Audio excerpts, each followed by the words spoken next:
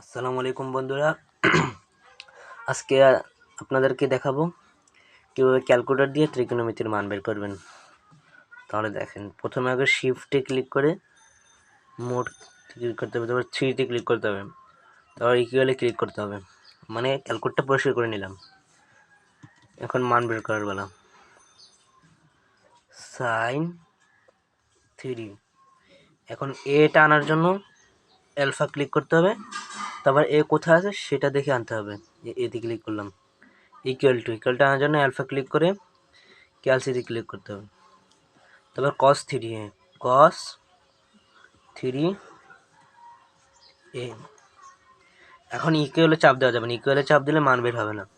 তো কীভাবে করতে হবে, শিফটে ক্লিক করে ক্যালসিতে ক্লিক করতে হবে, আর শিফটে ক্লিক করে ক্যালসিতে ক্লিক করতে হবে। একটু ওয়েট করেন, মানটা আসবে। এই কত আসছে? 15। তাহলে আমাদের কাঙ্ক্ষিত ফলাফল কি? 15। এখন আমরা এটা সমাধান করি। এখানে কি বলছে, tan a = 4/3 হলে সেকেন্ড মান কত? তো এটা বের করতে হলে আপনাকে tan a ক্লিক করতে হবে, অ্যালফা ক্লিক করে এ আনতে হবে, আনার পর ইকুয়াল টু দিবেন।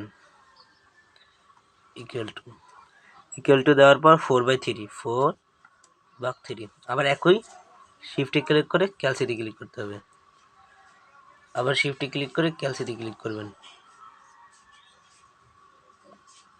ক্লিক করার পর এটা আসে। তো এই মানটা এখানে কি আছে, ভগ্নাংশ আকারে।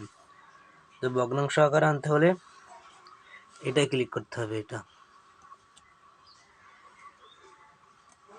কি হচ্ছে না কেন? ও, এটা এখানে বলছে sec a এর মান, সরি। তো sec a এর মান মানে sec কিসের বিপরীত? cos-এর বিপরীত। তাহলে cos-এ ক্লিক করি, ব্র্যাকেট cos a ইনভার্স 1 দিলে বের হয়ে যাবে 1.666677। তো এটা ভগ্নাংশ ক্লিক করে দিন, এটা ক্লিক করলে এখন পাবেন 1/2/3। তো এটা কী বেরিয়েছে? মিশ্র ভগ্নাংশ।